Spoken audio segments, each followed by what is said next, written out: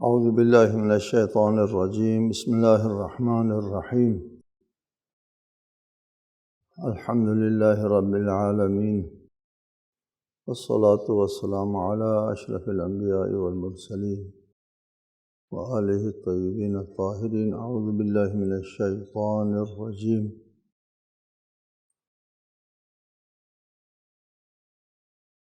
والذین ہاجروا فی اللہ من بعد ما ظلموا لنبوئنہم فی الدنیا حسنہ وَلَأَجْرُ الْآخِرَةِ أَكْبَرُ لَوْ كَانُوا يَعْلَمُونَ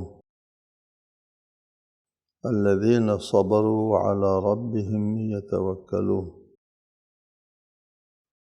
اور جنہوں نے ظلم کا نشانہ بننے کے بعد اللہ کے لیے ہجرت کی، انہیں ہم دنیا ہی میں ضرور اچھا مقام دیں گے، اور آخرت کا اجر تو بہت بڑا ہے اگر وہ جانتے ہوتے۔ یہ وہ لوگ ہیں جنہوں نے صبر کیا اور اپنے رب پر بھروسہ کرتے رہے۔ مکے میں مشرکین کی طرف سے ہونے والے مظالم سے تنگ آ کر یا ناقابل تحمل ہو کر کے وہاں مسلمانوں نے ہجرت شروع کی، وطن چھوڑا۔ اس کے دو واقعے ہیں، ایک پہلی ہجرت ہے جو حبشہ کی طرف ہو گئی تھی، دوسری ہجرت ہے مدینہ کی طرف جو بڑی ہجرت۔ یہ سورۃ النحل مکی ہے، اس اعتبار سے اس ہجرت کا اشارہ ہجرت حبشہ کی طرف ہونا چاہیے، لیکن کسی سورے کے مکی ہونے سے ان کی تمام آیتوں کا بھی مکی ہونا ضروری نہیں ہے۔ یہ ایک کلیہ ہے، یاد رکھیں۔ ہو سکتا ہے ایک سورہ مکی ہو اور اس مکی سورت کے اندر چند ایک آیات مدنی ہیں۔ وہ اس طرح ہے کہ آیات کا ترتیب نزول اور ہے اور ترتیب تدوین اور ہے، دونوں ایک دوسرے کے مطابق نہیں ہیں۔ جس طرح قرآن نازل ہوا اسی طرح ترتیب پائی، ایسا نہیں ہے۔ روایت میں ہے کہ جبرائیل نازل ہوتے تھے ایک آیت لے کر، اور پھر رسول اللہ کو یہ حکم بھی دیتے تھے کہ اس آیت کو فلاں سورے کے ان دو آیتوں کے درمیان میں رکھو۔ ترتیب بھی اللہ کی طرف سے ہے، تنزیل بھی اللہ کی طرف سے ہے، ترتیب و تنزیل دونوں اللہ کی طرف سے ہے، اور دونوں اللہ کی طرف سے ہونے کے باوجود ترتیب اور تنزیل ایک ہونا ضروری نہیں ہے، اور اس کے لیے بہت ساری مثالیں ہیں قرآن مجید میں کہ مکی صورتوں کے اندر مدنی آیات موجود ہیں، مدنی آیات کے میں مکی بالعکس موجود ہے۔ اس لیے ترتیب نزول اور ترتیب تدوین جو ہے وہ ایک چیز نہیں ہے مطابق ہونا۔ اگر یہاں پر کوئی دلیل اور روایت مل گئی جو ہماری نظر میں نہیں ہے، اگر کوئی دلیل یا روایت مل گئی کہ یہ آیت مدنی ہے، تو اس صورت میں اس ہجرت سے مراد ہجرت مدینہ لیا جا سکتا ہے۔ نہیں دلیل تو چونکہ سورہ مکی ہے اور اس مکی صورتوں کے آیات کو ہم مکی لیں گے الا اذا اخرجہ الدلیل، دلیل قائم ہو جائے کہ یہ آیت مکی نہیں، پھر ہم اس کو مکی تسلیم نہیں کریں گے، مدنی تسلیم کریں گے۔ اور اب چونکہ ہمارے پاس ایسی قوی مضبوط دلیل نہیں ہے، ہم اس کو مکی لیتے ہیں، آیت کو بھی مکی لیتے ہیں، اور اس سے مراد وہ لوگ ہیں جو حبشہ کی طرف ہجرت کر کے گئے تھے، اور شاہ حبشہ نے ان کا استقبال کیا تھا، اور وہاں واقعہ بہت مشہور واقعہ ہے کہ حبشہ کی طرف جعفر طیار ان کا کا وہ تھا، اس میں آگے آگے تھے جناب جعفر طیار ہجرت کی طرف، حبشہ کی طرف ہجرت کرنے والوں میں۔ والذین ہاجروا فی اللہ من بعد ما ظلموا، وہ لوگ جو راہ خدا میں فی اللہ برائے خدا، اپنے مذہب کو بچانے کے لیے، اپنے دین کو بچانے کے لیے وہ ہجرت کرتے ہیں، من بعد ما ظلموا، ظلم سہنے کے بعد۔ ہجرت ویسے تو نہیں کرتے ہیں، ظالم ظلم کرتے ہیں، قریش والے وہ طاقت میں تھے، مسلمان جو ہے وہ مٹھی بھر سے زیادہ تھے نہیں، محدود تعداد میں مسلمان ہو گئے تھے ابتدا میں۔ ان دنوں میں بے انتہا ظلم وہ ڈھاتے تھے مسلمانوں پر، تو کچھ لوگ جو ہے وہ گھر بار چھوڑ کر کے چلے گئے حبشہ کی طرف۔ لَنُبَوِّئَنَّهُمْ فِي الدُّنْيَا حَسَنَةً، ان لوگوں کے لیے ہم دنیا میں بہتر جگہ فراہم کرتے ہیں۔ دنیا میں نبوّع مکان البوا، ہموار جگہ کہتے ہیں، نبوّع جگہ فراہم کرنے کہتے ہیں۔ من کذب علی متعمدا فلیتبوأ مقعدہ النار، جو میری طرف جان بوجھ کر جھوٹی نسبت دے دے وہ اپنے لیے جہنم میں جگہ ہموار کرے۔ فلیتبوأ مقعدہ فی النار، حدیث مشہور ہے شیعہ سنی دونوں مصادر میں۔ جھوٹی نسبت دینا اللہ اور رسول کی طرف انتہائی سنگین جرم ہے۔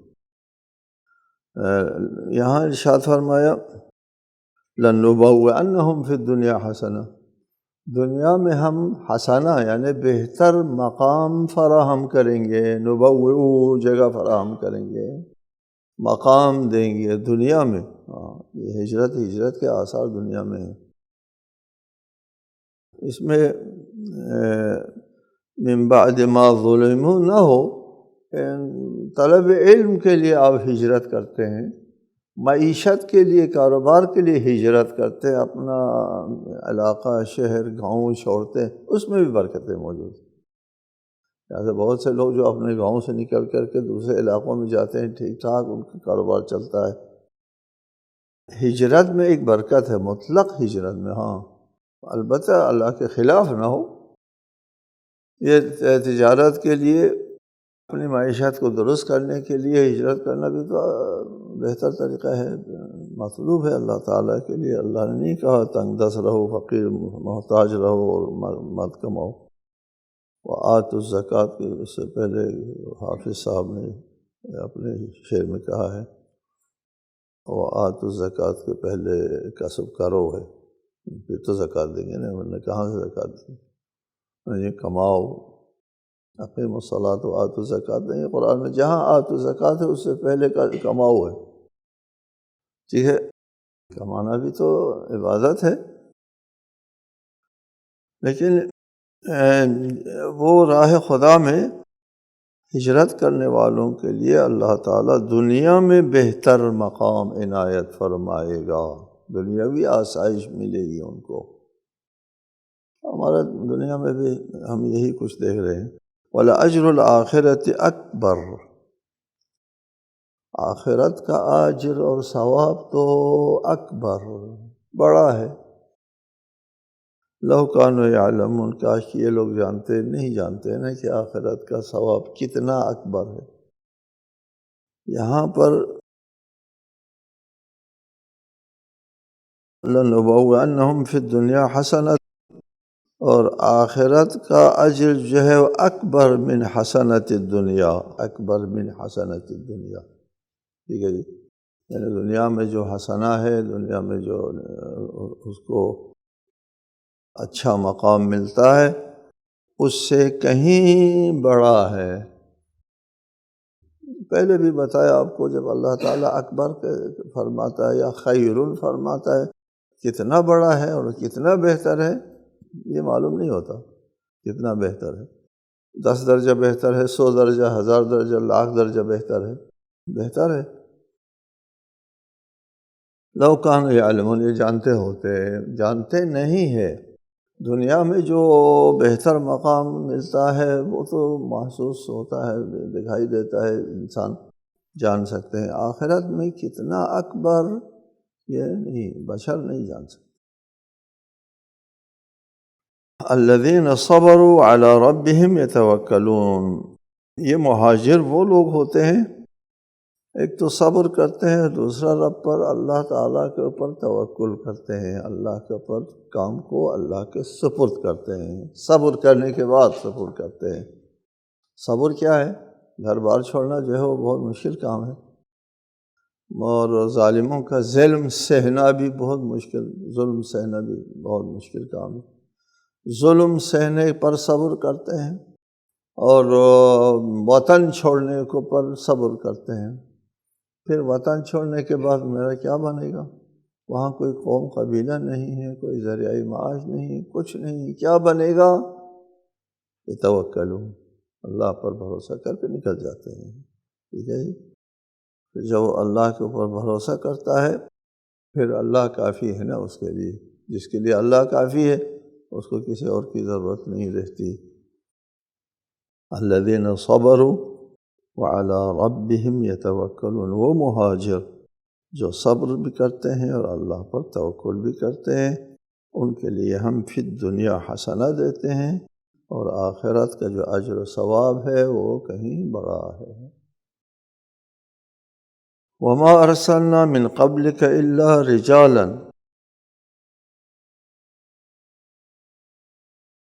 نوحی الیہم فاسألوا اہل الذکر ان کنتم لا تعلمون، ہم نے آپ سے قبل صرف مردان حق کو رسول بنا کر بھیجا ہے، لیکن جن پر ہم وحی بھیجتے ہیں، اگر تم لوگ نہیں جانتے ہو تو اہل ذکر سے پوچھ لو۔ یہ بات پہلے بھی بتایا، بہت جگہوں پر اس چیز کا ذکر ہوا ہے کہ مشرکین جو ہے وہ بشر کو، انسان کو رسالت کے لیے اہل نہیں سمجھتے تھے۔ ایک انسان اور ہم جیسا بشر جو کھاتا پیتا ہے، ہمارے ساتھ اٹھتا بیٹھتا ہے، ہمارے ساتھ بازاروں میں چلتا ہے اور نکاح کرتا ہے، کیا کرتا ہے، یہ اللہ کی نمائندگی نہیں کر سکتے۔ اللہ کی نمائندگی کرنے کے لیے اس قسم کی حیثیت چاہیے جو ان تمام چیزوں سے بالا تر ہو، نہ کھانے کی ضرورت، نہ پینے کی ضرورت، نہ کچھ کسی چیز کی ضرورت نہ ہو۔ اس قسم کے لوگ جو ہے وہ اللہ کا نمائندہ ہو سکتے ہیں، یہ ہم جیسے بشر اللہ کا نمائندہ نہیں ہو سکتے۔ پہلے بھی ایک آیت آئی تھی، اس میں فرمایا تھا کہ اگر زمین میں فرشتے ہوتے تو ہم ان کے لیے فرشتے بھیجتے۔ زمین میں فرشتہ نہیں ہے، انسان ہے، تو انسان کو ہدایت کے لیے انسان ہی ہدایت کر سکتا ہے۔ اس کے قول اور فعل اور کردار اور اس میں مشعل راہ بننے میں اور مثال بننے میں وہ شریک ہو ان کے ساتھ، وہ رہنمائی کر سکتے ہیں۔ فرشتے جو ہے وہ رہنمائی نہیں کر سکتے۔ ہم ہمیشہ بھی پیغمبر اور رسول ہم نے بھیجا ہے تو رجال، وہ انسان تھے، رجال کو ہم نے بھیجا ہے، فرشتے کبھی ہم نے نہیں بھیجا انسانوں کے ہدایت کے لیے، فرشتوں کو نہیں ہم نے رسول بنایا۔ فرشتے رسول ہوتے ہیں، اللہ اور اس کے رسول کے درمیان میں رسول ہوتے ہیں، لیکن اللہ اور لوگوں کے درمیان میں فرشتے نہیں رسول ہوا کرتے۔ رجال، مردان حق، لوگ رسول ہوتے ہیں تم میں سے، رسول ہوتے ہیں۔ ہماری سنت، ہمارا طریقہ عمل ہمیشہ سے یہی رہا ہے۔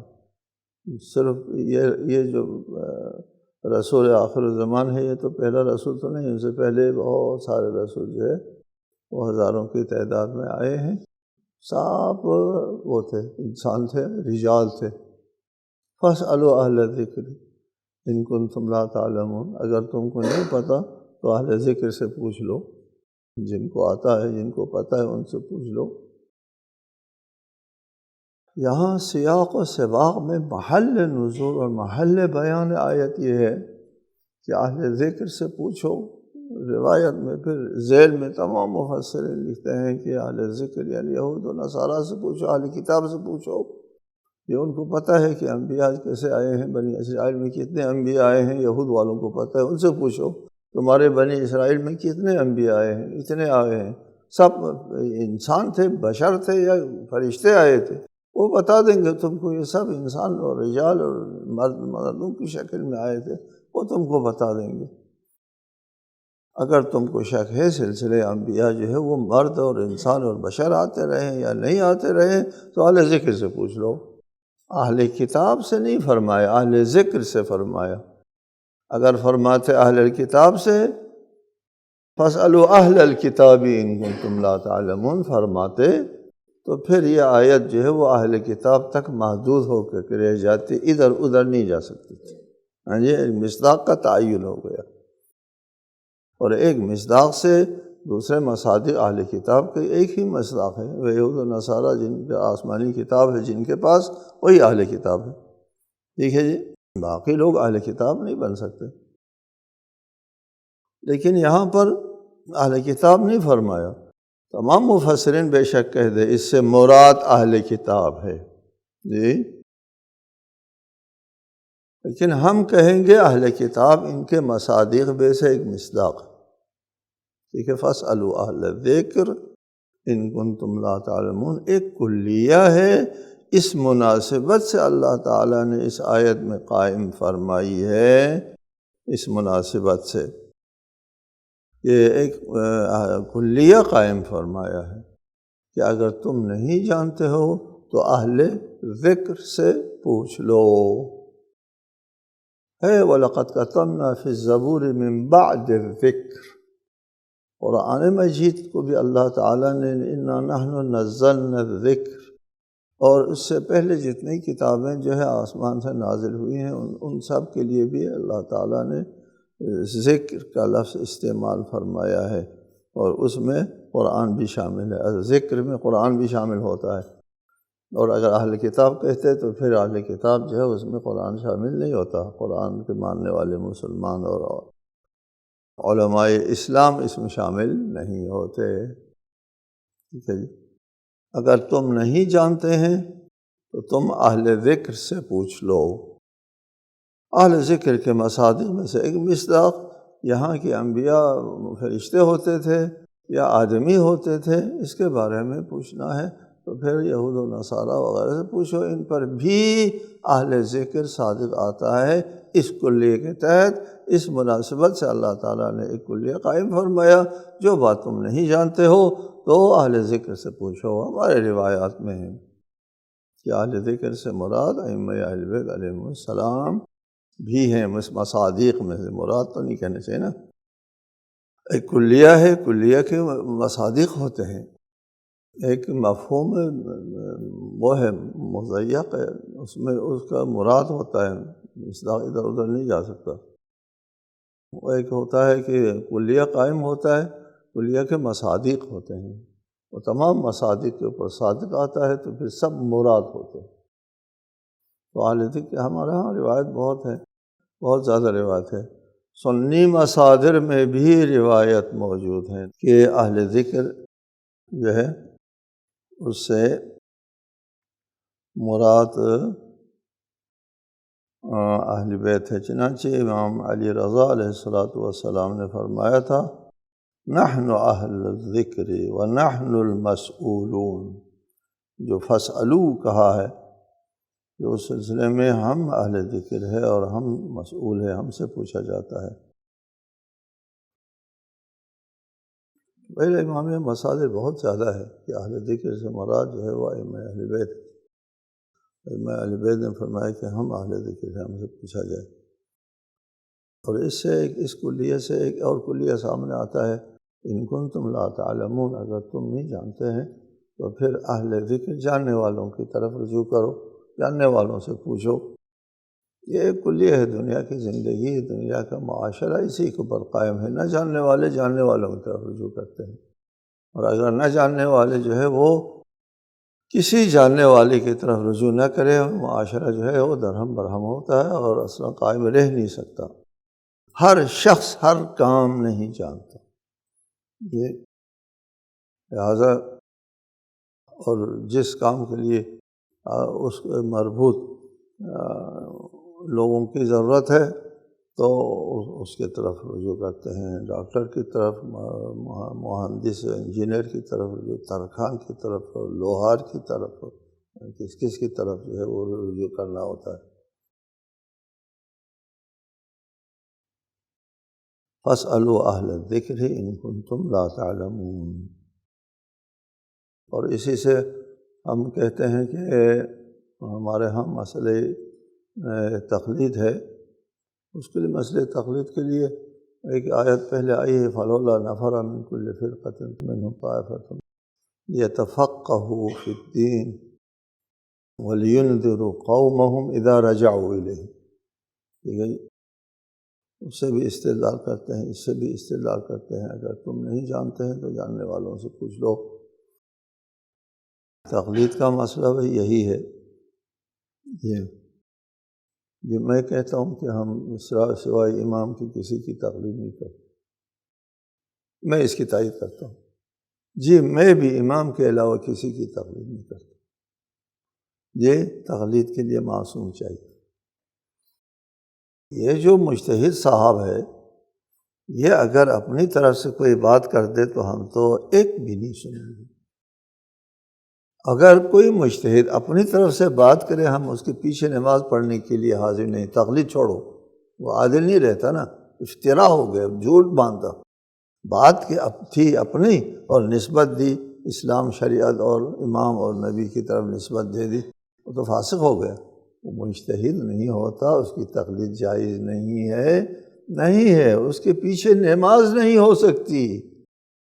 ہم اس مجتہد کی بات پر عمل نہیں کرتے، ٹھیک ہے، مجتہد کی رائے پر عمل نہیں کرتے، یعنی اس سے مراد اس کی ذاتی رائے پر عمل نہیں کرتے، اس کی اپنے ذاتی بات پر عمل نہیں کرتے۔